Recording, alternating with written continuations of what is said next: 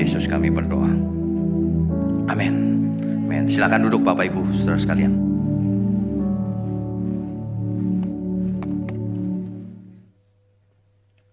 Selamat pagi, Shalom.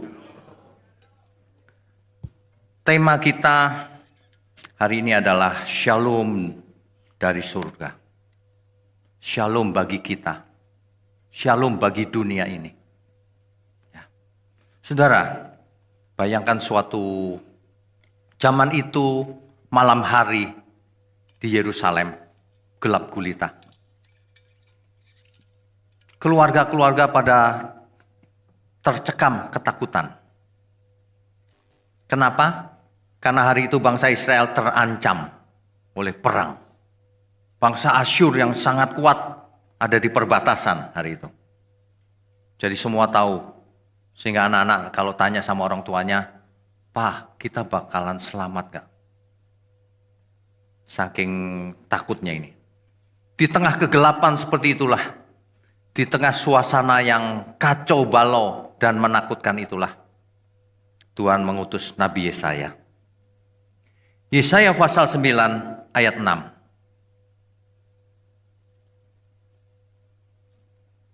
Sebab seorang anak telah lahir untuk kita. Seorang putra telah diberikan untuk kita. Lambang pemerintahan ada di atas bahunya. Dan namanya disebutkan orang penasihat ajaib. Allah yang perkasa. Bapa yang kekal. Raja damai. Raja damai ini bahasa Ibraninya Sar Shalom. Sar Shalom, saudara. Ya. Seorang anak diberikan kepada kita. Ini cerita tentang lahirnya Mesias. Yang aneh, bangsa Israel punya Nabi Yesaya yang bernubuat dengan jelas seperti ini, tapi tidak mengerti mereka. Seorang bayi telah lahir, seorang anak telah lahir bagi kita. Lahir dari mana, saudara? Lahir dari surga. Dan sekarang kita tahu Tuhan Yesus turun dari surga. Sar Shalom. Sar itu artinya raja yang pertama.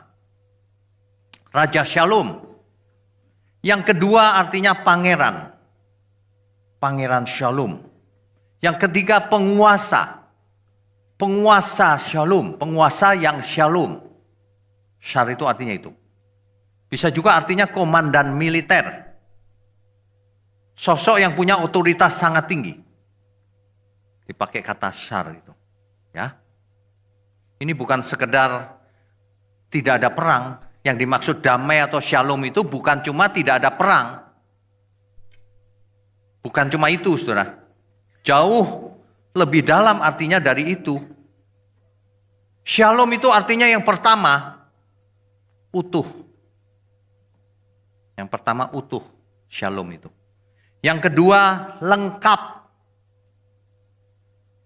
Yang ketiga, shalom itu artinya dipulihkan. Yang keempat, artinya damai yang menyembuhkan. Bukan suasana tenang gitu, bukan. Menyembuhkan bahkan. Shalom itu. Ya. Keadaan suasana harmoni di batin manusia. Shalom itu pemulihan suatu hubungan. Hubungan yang dipulihkan itu shalom. Ya. Tentu saja artinya damai sejahtera. Maka Sar Shalom artinya raja yang memerintah dengan damai yang memulihkan. Damai yang menyembuhkan. Damai yang menyelamatkan. Bukan cuma damai yang tidak ada perang. Bukan cuma itu. Jadi artinya dalam. Raja di sini bukan memerintah dengan pedang. Bukan. Ia memerintah dengan kebenaran. Memakai shalom. Kalau pedang banyak, raja-raja dunia pakai pedang. Kebenaran yang sebenarnya nggak mungkin pakai pedang, kekerasan tidak mungkin. Pakainya shalom dari surga. Itu yang sebenarnya kalau kita mau bicara shalom yang benar. Raja yang benar itu memerintah dengan shalom. Bukan dengan pedang, bukan dengan kekerasan. Jadi kalau ada yang mengajar pakai kekerasan, pasti asalnya bukan sang Raja Shalom. Asalnya pasti dari si iblis itu. Ya, itu perlu dicamkan baik-baik ini. Dia bukan sekedar memberi damai. Dia datang sebagai sumber damai itu. Sumber Shalom. Yesaya 9 ditulis bukan pada waktu masa tenang, saudara. Itu pada waktu perang di mana-mana, ekonomi hancur, ya, ibadah peribadatan merosot, orang menyembah dewa-dewa, pemimpinnya tidak punya arah, rakyatnya trauma semua, tidak ada harapan. Bangsa itu seperti berjalan dalam kegelapan. Makanya Nabi Yesaya berkata, bangsa yang berjalan dalam kegelapan telah melihat terangnya yang ajaib. Sang terang itu datang dari surga. Bukan sebagai teori, tapi sebagai pribadi nyata. Manusia. Seperti kita. Makanya damai itu bukan datang dari bawah. Bukan datang dari sekeliling kita. Damai itu datangnya dari surga. Itu damai sejahtera yang sebenarnya. Jadi makanya Tuhan Yesus bicara, damai yang kuberikan kepadamu bukan seperti yang dunia berikan. Beda. Kalau damai versinya dunia, kalau lagi banyak duit, damai. Kalau lagi bulan Desember mau Natal, damai. Januari berantem lagi. Versinya dunia itu. Kalau versinya Tuhan nggak ada, nggak tergantung suasana dunia ini. Apapun suasananya, tetap shalom. Itu polanya, pola cara kerja Allah kita itu begitu. Ketika Abraham bimbang, Allah datang memberikan janjinya. Ketika Yakub sendirian, Allah datang. Ketika Israel di Mesir jadi budak, Allah datang menjemputnya untuk keluar dari Mesir. Waktu murid-murid ketakutan, Yesus mati di kayu salib. Tuhan Yesus menembus tembok masuk ke ruangan para murid. Ia berkata, shalom bagi kamu. Waduh, supaya adem, ces gitu. Shalom, saudara. Ya, damai Tuhan itu justru ketika kita ada dalam kegelapan. Justru ketika kita punya banyak masalah. Saudara. Ketika seseorang banyak masalah, kalau bisa merasakan damainya Tuhan. Itu dia. Kalau orang lagi banyak duit, sehat, rukun, merasa damai, itu damainya dunia. Tapi kalau orang merasa dalam situasi apapun tetap damai, itulah shalom yang diberikan Tuhan. Dalam keadaan sakit saja kita, tetap damai loh. Sakit loh, saudara. Ya. Saya pernah pulang dari ibadah sini, makan siang rame-rame. Pulangnya, perut saya ini sakit sekali. Waduh, gawat nih. Sakitnya itu nggak biasanya.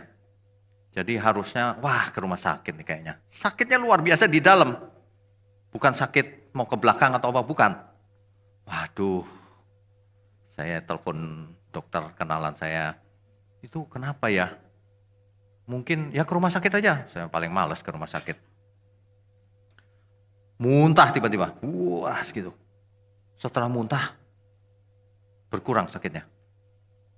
Terus lama-lama berkurang, habis sakit. Sebelum itu, saya panggil anak saya, Dedek yang paling kecil.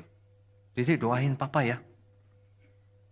Ya muter-muter sana sini, akhirnya dia doa juga. Doanya anak kecil kan simple ya. Simple tapi bagus. Ya kan? Tuhan sembuhin papa. Gitu doang. Amin. Coba kalau orang gede berdoa. Tuhan Allah yang bertahta di kerajaan surga. Yang luar biasa. Muter-muter banget. Apalagi kalau doa makan jangan panjang-panjang, saudara. Ya, perut lagi lapar, doanya panjang sekali.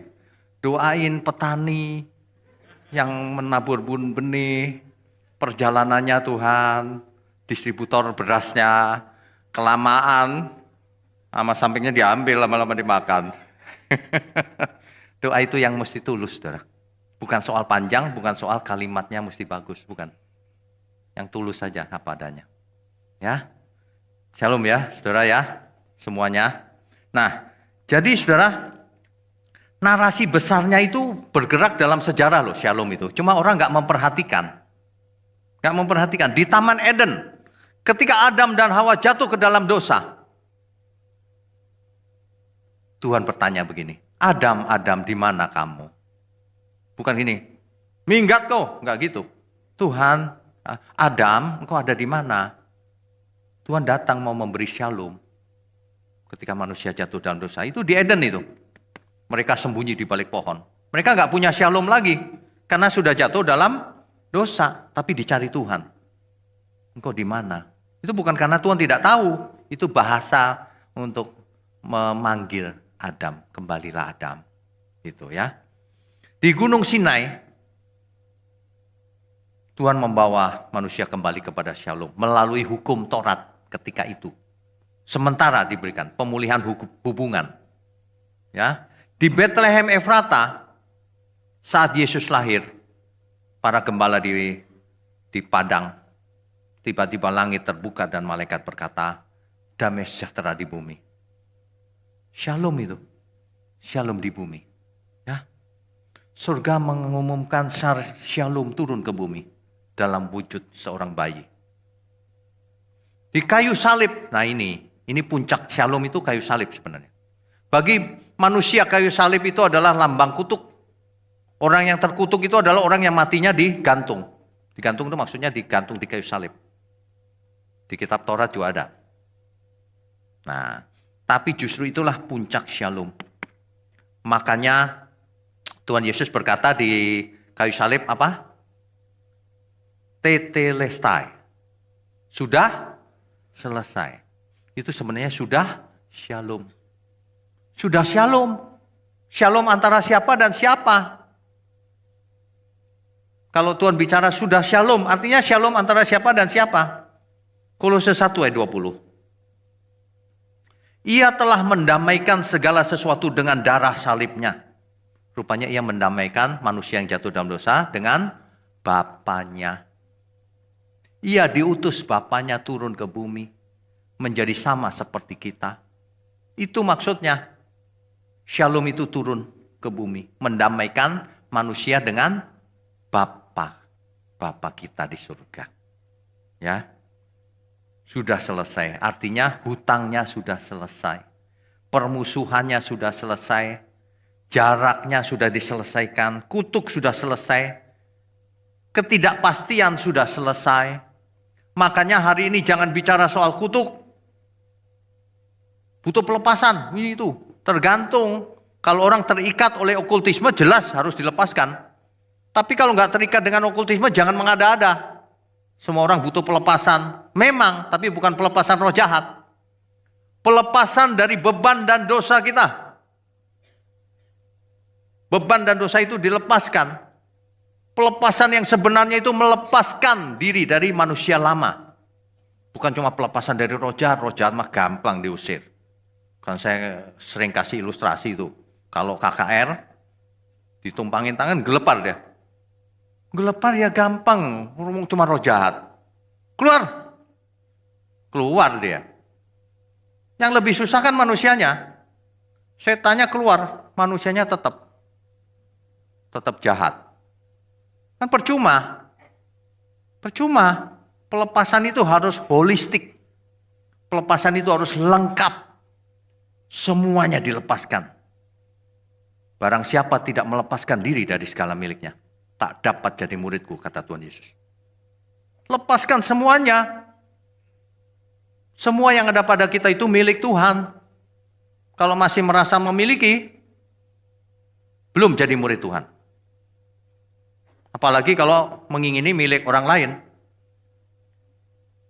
Bukan murid Tuhan itu, murid setan itu. Bukan miliknya diingini. Mencuri itu namanya. Jangan ya. Tuhan datang sebagai shalom itu maksudnya supaya kita berdamai dengan Bapa kita di surga, berhenti berbuat dosa, menjadi anak Allah, hidupnya jadi berkat. Kan gitu. Saudara, makanya salib itu bukan tragedi. Mungkin manusia bilang salib itu tragedi. Bukan. Salib itu rencana Allah. Meskipun di luaran lagi viral itu rencana iblis katanya. Bukan. Itu rencana Allah, saudara. Memang sudah dinubuatkan Mesias harus menderita. Harus mati. Bahkan Tuhan Yesus sendiri yang berkata, aku anak manusia harus diserahkan dan dibunuh. Dan bangkit kembali. Tuhan Yesus yang bicara. Ya, jadi di luar sana yang ngajarin itu rencana iblis, bertobat, belajar. Ya, saya tahu itu kesalahan mungkin nggak sengaja, tapi belajarlah. Ya, oke. Nah, jadi kalau kita mengerti hal ini, shalom itu mestinya kita semua, kan kita umatnya Sang Raja Shalom. Artinya hidup kita pun harus jadi shalom. Kalau enggak bukan murid Tuhan. Malu-maluin. Kalau nanti ditanya orang, kau murid siapa? Kok begitu, curang begitu? Bukan murid Tuhan itu. Murid Tuhan tidak ada yang curang. Anakku tidak curang, kata Alkitab. Anak Bapa di surga enggak mungkin curang. Orang yang curang itu iblis bapakmu itu. Iblis bapakmu itu. Siapa yang ngajarin kau curang? Hidup cuma sekali aja curang. Aduh, kita itu bahkan bukan cuman nggak curang, kita itu harus berkorban. Korbankan seluruh hidup kita untuk Tuhan. Ada amin semua? Makanya saudara, setiap saudara harus ya jadi pengacara yang benar. Konsultan pajak yang benar. Jadi pengkhotbah yang benar. Setiap orang harus ada gunanya untuk kebenaran. Tidak harus jadi pendeta, jadi apapun harus berguna. Harus berguna bagi pekerjaan Tuhan. Banyak orang bukan hanya berguna, merusak bahkan. Sabotase pekerjaan Tuhan. Pasti binasa orang kayak begitu. Kalau tidak bertobat. Makanya selagi kita masih hidup, ayo kita bertobat. Kan begitu. Di kisah para rasul, gereja mula-mula mengalami ancaman yang luar biasa. Saudara. Tapi apa yang terjadi? Mereka tetap merasakan damai sejahtera dari Tuhan. Bahkan ketika para rasul dibunuh, nggak masalah loh. Nggak ada catatan mereka ketakutan, nggak ada. Tetap mengalami damai sejahtera. Kalau kita baca bagaimana para rasul itu mati, mengerikan, saudara. Mengerikan. Yang perlu dicatat baik-baik adalah, Sang Raja Shalom itu bukan raja yang pasif. Bukan pasif. Berbeda dengan pengertian banyak orang. Raja Shalom itu lemes, lemah lembut, pasif. Diapain aja, diem aja. Salah. Raja Shalom itu justru perang. Ia perang terhadap apa? Perang terhadap dosa. Ia perang terhadap dosa. Harus memerangi dosa. Kita semua. Memerangi maut. Mengalahkan maut. Mengalahkan setan. Mengalahkan kutuk. Mengalahkan rasa bersalah. Sang Raja Shalom itu, kalau kita benar-benar murid dia, kita pun harus mengalahkan dosa. Mengalahkan kejahatan. Mengalahkan ketidakadilan. Gak boleh pasif. Hidup sekali aja gak boleh pasif. Jadi kalau ada orang yang mengalami ketidakadilan, kita harus bela dia. Untuk kemuliaan Tuhan. Jangan teman sendiri susah, dibiarin aja. Dibelain. Ada amin ya saudara ya. Hidup ini begitu kalau mau jadi murid Tuhan Yesus. Bukannya pasif, yang penting aku selamat. Bukan murid Tuhan itu. Damai Tuhan itu luar biasa loh. Saudara tahu nggak? Banyak orang mengejar mujizat bukan? Mujizat itu penting, tetapi bukan yang paling penting. Sebab kalau kita nggak ngalamin mujizat kesembuhan, tidak masalah sama sekali. Sebab hidup kita ini adalah mujizat. Kalau kita punya Tuhan Yesus, punya Bapa di surga, kita jadi anak Bapa, mujizat apa bukan itu?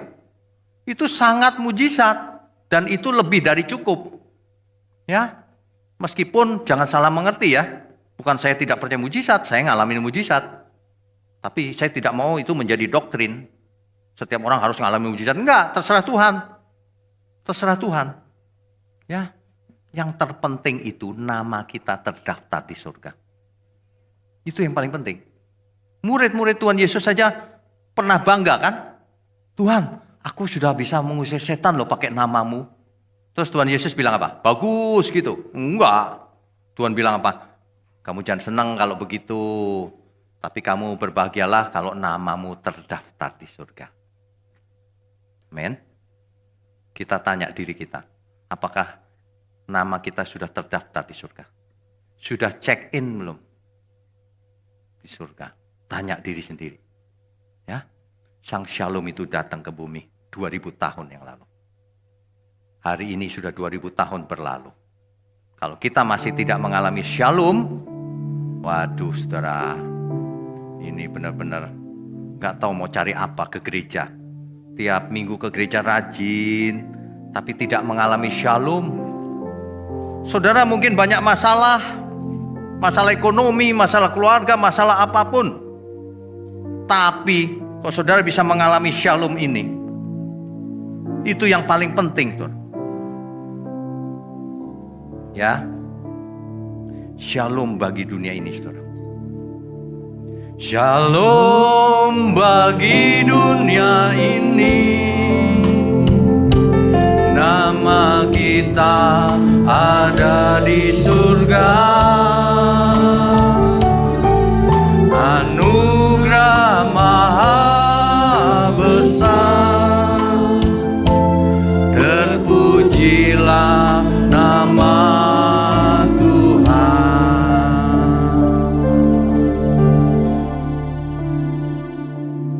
Saudara, yang pertama Shalom itu kita justru berperang. Berperang melawan dosa. Bukan perang melawan sesama, bukan. Melawan dosa. Menegakkan kebenaran. Menegakkan keadilan. Melalui cinta kasih. Cinta kasih sering disalahartikan. Kalau ada satu orang mau membunuh 10 orang, kita bela siapa? Ya yang 10 dong diselamatkan. Masa mau belain membunuh? Dunia ini kebalik-balik loh. Oh jangan, kita gak boleh nyerang. Loh, kita harus selamatkan banyak orang. Punya kasih gak? Dengan segala cara.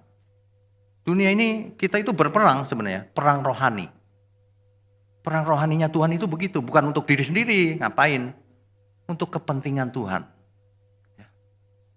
Makanya bukan orang yang jadi Kristen yang masuk kerajaan surga, bukan. Tapi yang melakukan kehendak Bapaknya. Yang datang sama Tuhan. Yang datang bukan yang berteori. Ya.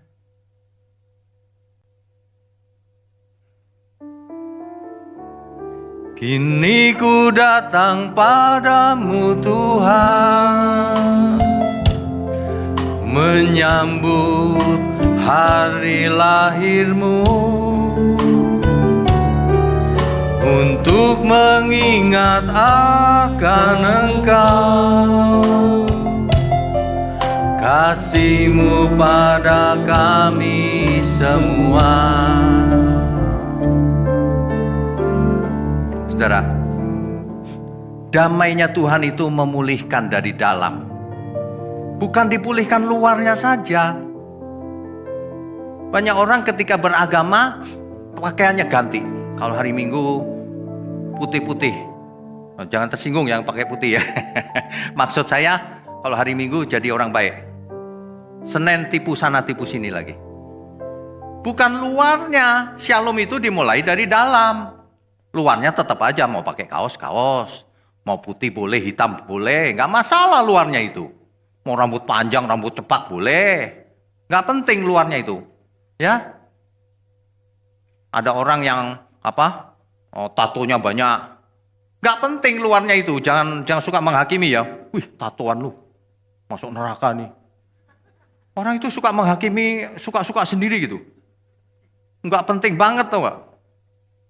Mau ada tato, mau ada apa, mau dikeriting, mau lurus, mau putih, mau merah. Cuma kalau pelayan Tuhan jangan merah lah ya rambutnya. Nanti orang lihat, itu ya. Damai Tuhan itu memulihkan dari dalam. Dan kalau dari dalam harusnya kita sudah selesai dengan diri sendiri. Diselesaikan. Ada banyak masalah itu karena diri sendiri. Egonya itu loh yang membinasakan manusia itu. Yang ketiga, damai Tuhan itu bukan cuma perasaan. Perasaan aku sudah damai. Nah, bukan. Damai Tuhan itu pribadi. Sang Shalom itu turun ke bumi bukan cuma keadaannya atau ajarannya, tapi pribadinya turun ke bumi. Akibatnya kalau kita adalah pengikut Shalom itu, Shalom kita itu pribadi, karakter kita, perbuatan kita, cara kita bicara, semuanya itu Shalom. Menyelamatkan, memulihkan, menguatkan, menghibur, utuh, gak suka potong-potong cerita, jujur, lengkap, dewasa, matang, itu semua unsur-unsurnya Shalom itu. Selama ini kan Shalom sama dengan damai gitu. Waduh, Shalom itu dalam, saudara. Masalahnya itu banyak orang mencari damai di tempat yang salah. Dunia itu pada umumnya begitu. Orang mencari damai di tempat yang salah. Orang mencari uang sebanyak mungkin dengan harapan hidupnya jadi enak, damai sejahtera. Ya, tempat yang salah karena uang nggak bisa membuat orang jadi damai. Ada teman kita yang benar juga tuh ya. Kita itu harus takut sama Tuhan, takut akan Tuhan. Pilar pertama kan GMM, betul. Tapi teman saya suka bercanda. Tapi kita juga takut kalau kurang duit. Kurang duit. Tapi itu nggak masalah loh. Kalau banyak duit lebih setuju saya. Semua banyak duit, tapi dipakai untuk Tuhan. Ada amin? Iya, masa semua nggak punya duit? Tiap hari minta-minta sana sini. Ya nggak begitu juga. Kita harus apapun yang ada pada kita, kita pakai untuk Tuhan. Ya, amin ya saudara ya. Jangan sampai Tuhan Yesus datang 2000 tahun yang lalu memberikan Shalom. Kitanya belum Shalom. Orang menempatkan mencari damai di tempat yang salah. Pada uang, mamon, pada jabatan, pada pengakuan orang bahwa kita hebat. Pada pada keinginan dosa, popularitas, jabatan. Waduh, ternyata kecewa nanti. Nanti di penghujung hidupnya ya, semua itu sia-sia. Salomo sudah menulis di kitab Pengkhotbah. Segala sesuatu sia-sia. Dia sudah dapat semuanya, tapi segala sesuatu sia-sia. Dia nggak dapat Shalom yang sebenarnya, kalau dasarnya itu. Makanya sang Shalom turun, bukan sebagai teori, bukan sebagai konsep, tapi sebagai pribadi, supaya kita ikut dia. Marilah kepadaku semua yang letih lesu dan berbeban berat. Aku akan memberikan Shalom bagimu. Tuhan akan memberikan Shalom. Aku datang memberikan hidup yang berkelimpahan. Shalom itu sebenarnya. Hidup yang Shalom. Itu yang benar, saudara. Ya. Nah, ia menyembuhkan yang luka. Banyak orang di dunia ini luka batin sebenarnya. Sebabnya banyak. Nah, kalau kita ikut Tuhan Yesus harusnya kita sembuh. Oleh bilur-bilurnya kamu sudah sembuh. Itu sembuh dari apa? Bukan penyakit fisik. Itu sembuh dari tadinya tidak punya Shalom, sekarang punya Shalom. Itu maksudnya. Makanya saudara ya, apapun masalah saudara, apapun masalah kita, tenang saja. Dijalani saja. Dijalani saja. Kalau ada kesulitan ya tanya kita. Nanti kita bisa saling tolong satu sama lain. Asal ada makanan dan pakaian cukup. Iya kan? Kan begitu. Saudara, ketika manusia bingung, Tuhan juga berikan arah. Ketika manusia merasa sendirian, Tuhan bilang, akulah Immanuel. Itu dalam rangka apa semua itu? Dalam rangka supaya kita merasakan shalom yang sebenarnya itu. Kan begitu. Ketika masa depan gak menentu, gak masalah. Asal Tuhanlah gembalaku. Kan begitu. Jadi Tuhan itu ibarat begini loh. Manusia yang sudah rusak itu seperti sebuah rumah yang kena, apa itu namanya? Banjir bandang. Habis kan? Bukan direnovasi sama Tuhan. Dibangun ulang. Kalau dalam engineering itu di re-engineer. Re-engineer. Yang lama nggak dipakai, bangun ulang. Makanya kita harus mengosongkan diri dari manusia lama supaya bisa dibangun ulang oleh Tuhan. Bukan direnovasi, dibangun ulang. Berubahlah menurut pembaharuan budimu. Dirubah itu akal budinya. Jangan pikirannya kayak orang dunia itu. Yang diutamakan uang, kekuasaan, apalagi ya seks, apalagi ya yang lain. Yang memuaskan sementara, bukan yang kekal. Makanya firman Tuhan berkata, pikirkan perkara yang di atas, bukan yang di bumi. Itu maksudnya prioritasnya yang di atas. Artinya waktu kita hidup di bumi ini, kita bisnis, kita apapun dalam rangka menuju kekekalan. Itu loh artinya. Ya. Jadi di re-engineer. Kita semua itu mau di re-engineer oleh Tuhan. Tidak hanya direnovasi, dibangun ulang. Jadi Tuhan datang bukan untuk menenangkan suasana dunia, bukan. Firman Tuhan bahkan begini, aku datang membawa pedang, kata Tuhan. Bukan untuk menenangkan suasana dunia. Untuk apa? Untuk menenangkan suasana hati kita, bukan dunia. Kitanya. Tenanglah kau, ada aku. Kita itu, kalau orang dewasa itu ya tenang. Masalah besar tenang aja dia, biasa saja. Itulah damai yang benar.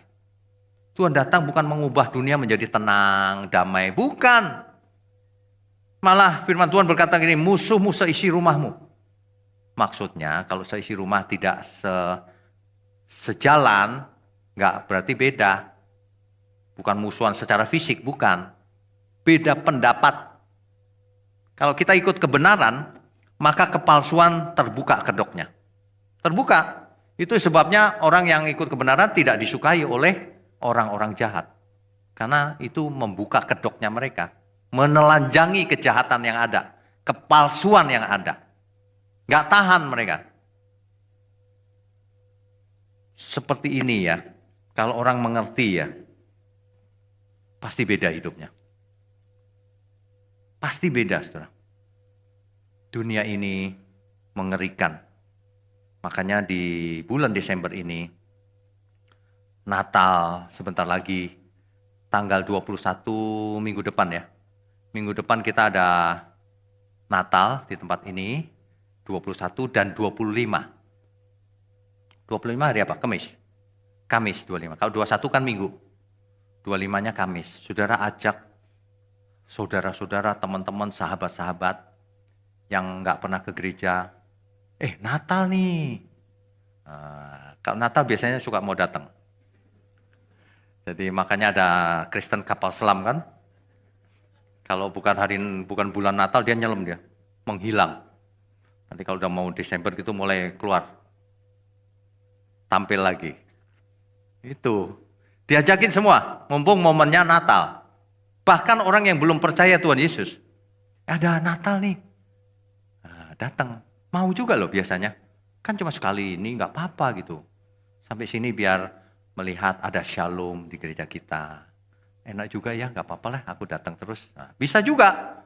Saudara jangan anggap enteng loh. Perbuatan kita yang kelihatannya kecil kadang-kadang menyadarkan banyak orang. Ya, dan sebaliknya. Kelihatannya kesalahan kecil tapi menjadi sandungan bagi banyak orang. Makanya jangan buat salah. Sekecil apapun kalau bisa. Ya, ayo jadi berkat. Diajak sebanyak-banyaknya orang. Sebelum kita ke tempat yang baru. Ya, di Pluit itu kalau saudara lewat ya, itu ada logonya mulai. Cuma mungkin hari ini mulai ditutup kali kain merah ya. Nah, logonya udah terpasang tuh. Tapi dalamnya belum selesai. Jadi kita lagi kejar supaya selesai. Cuman bagaimana caranya ya? Tadi ada usul tuh dari teman-teman kita. Kayaknya susah nih selesai. Kita minta kiriman para malaikat aja. Malaikat siapa? Gabriel dan siapa? Supaya membantu. Aduh, saya bilang gini, gak apa-apalah. Yang penting kita sudah lakukan yang terbaik. Kalau misalnya gak selesai tanggal 4 ya tanggal 11 ya gak apa-apa kan. Gak marah kan saudara. Masa sama teman aja marah-marah. Kita itu gak usah dikejar-kejar. Kita ikuti jadwalnya Tuhan saja. Tapi kita lakukan bagian kita. Amin ya. Kita beri kemuliaan untuk Tuhan.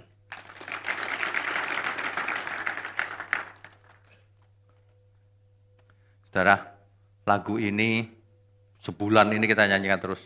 Gak apa-apa biar hafal. Satu lagu bisa pakai untuk umum, bisa dipakai untuk perjamuan kudus, bisa dipakai untuk Natal. Beda kalimat sedikit di tengah-tengahnya. Ya.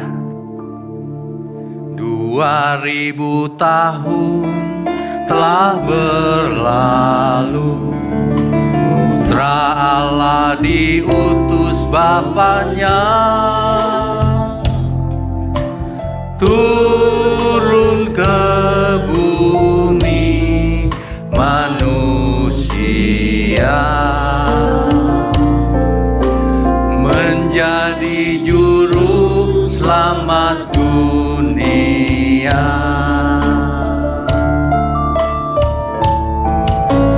Ia datang sebagai manusia, menjadi sama seperti kita, melakukan kehendak Bapaknya, teladan abadi selamanya. 2000 tahun telah berlalu. 2000 tahun telah berlalu, Putra Allah diutus Bapaknya turun ke bumi manusia, menjadi juru selamat dunia.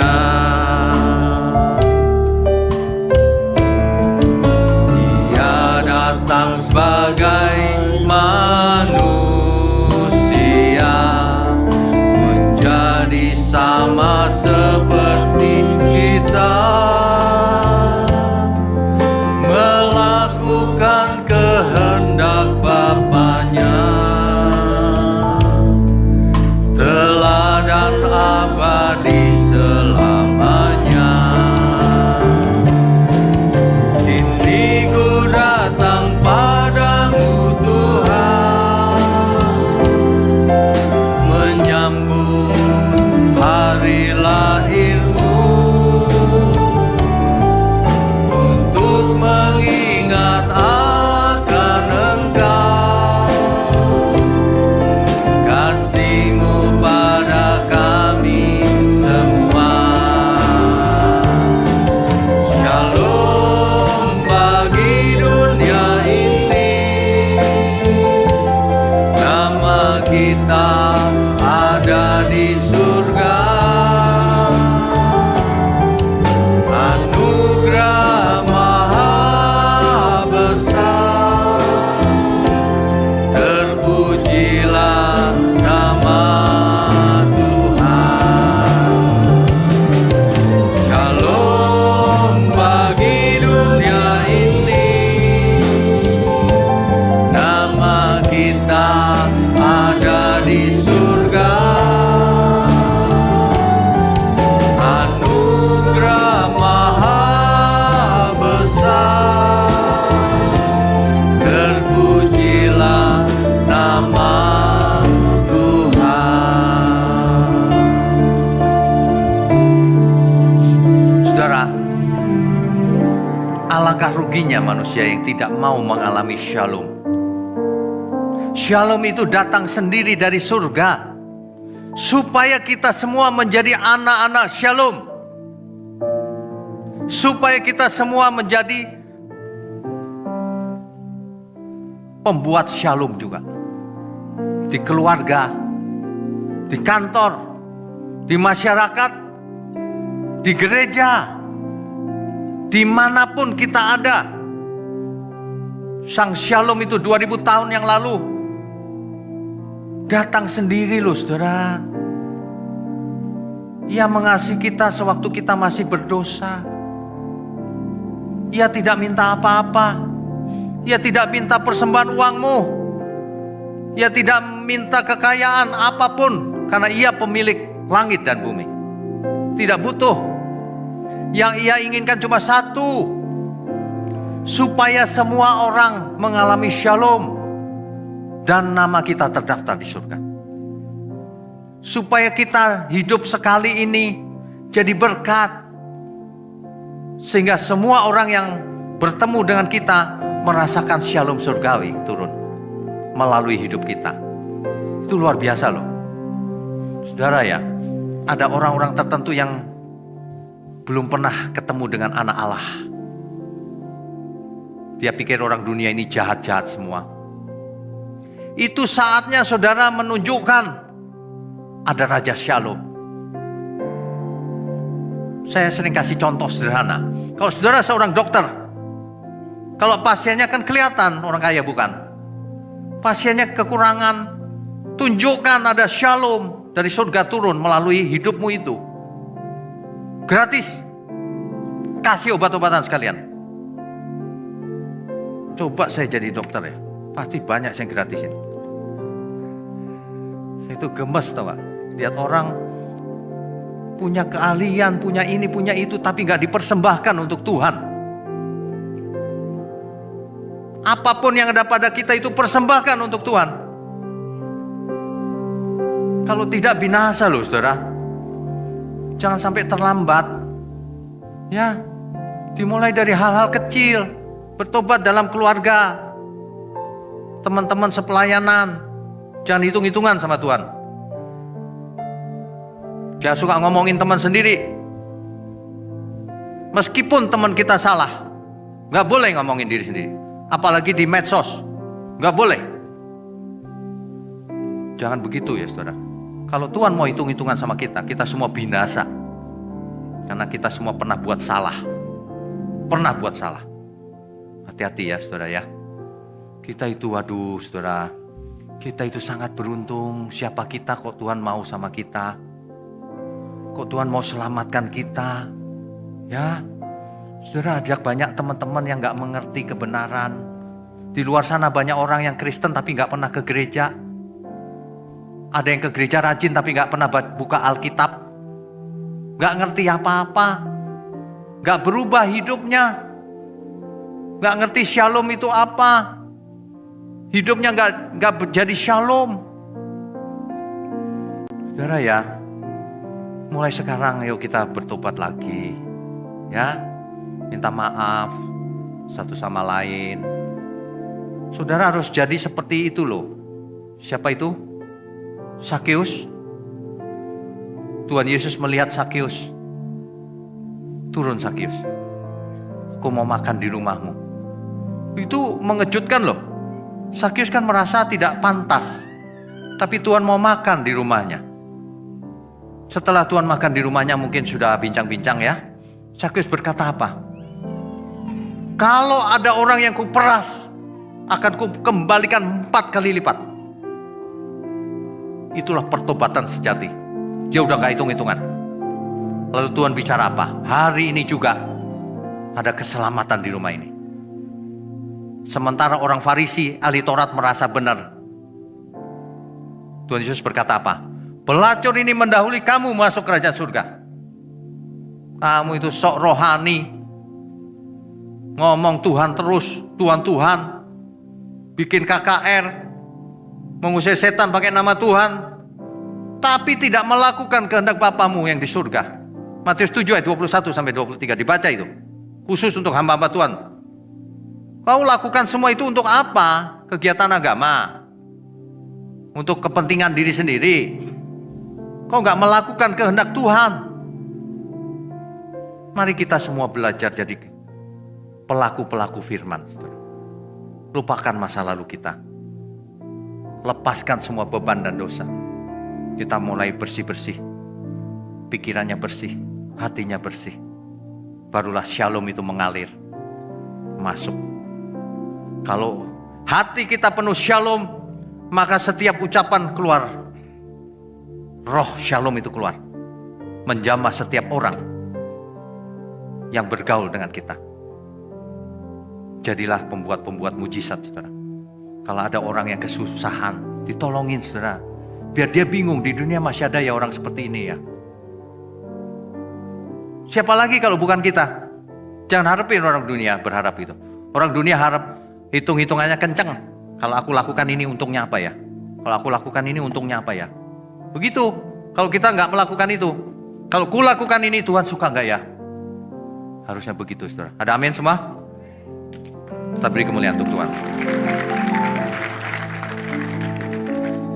Bapak Ibu Saudara, di hari Natal ini, saya nggak tahu kita Natal yang keberapa, masing-masing kita beda. Tapi biarlah Natal kali ini membuat kita menjadi manusia yang shalom. Amin ya semua ya. Benar ya, amin ya. Yuk kita bersama-sama selama-lamanya di GMM, Gereja Mula-Mula. Amin. Kita beri kemuliaan untuk Tuhan. Oke. Apakah ada yang baru pertama kali datang? Kalau ada, silakan angkat tangannya. Gak ada kali ini. Oh, ada. Oke. Selamat datang. Selamat bergabung. Baik, ada lagi sebelah sini? Gak ada ya, cukup ya. Oke, baik saudara. Sebentar lagi kita mau berangkat ke Batam. Jadi mungkin gak bisa lama-lama. Nanti jam 12 cabut langsung ya. Ini masih jam berapa ini? Oh, masih setengah jam, masih bisa. Salam-salaman masih bisa. Saudara, kalau ada saudara punya ide, punya apa untuk gereja kita yang di Pluit, silakan. Nanti kalau kita Januari di sana, saudara lihat kok ada yang perlu diapain, silakan anggap rumah sendiri. Ya. Kita undang semua untuk bangkit berdiri ya. 2000 tahun telah berlalu.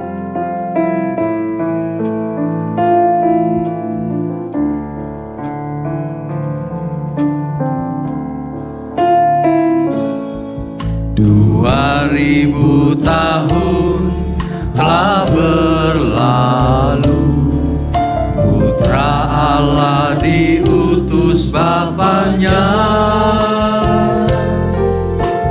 turun ke bumi manusia, menjadi juru selamat dunia.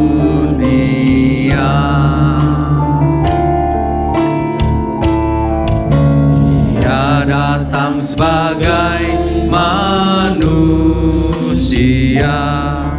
menjadi sama seperti kita, melakukan kehendak Bapaknya, teladan abadi selamanya.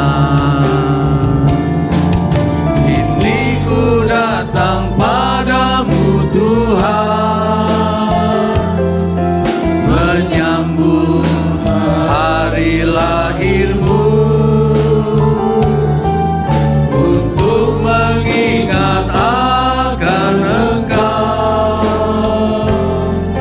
kasih-Mu pada kami semua. Shalom bagi dunia ini, nama kita ada di surga, anugerah maha besar, terpujilah nama Tuhan.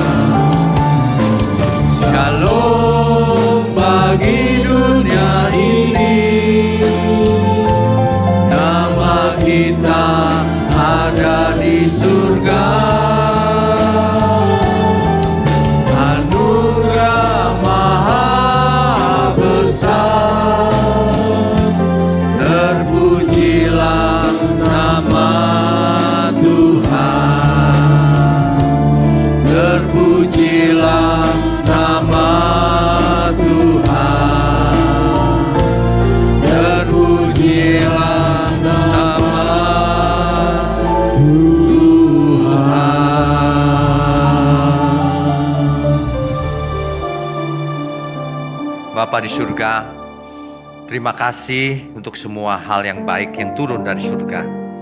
Terima kasih untuk Sang Shalom. Shalom yang selalu menyertai kami semua.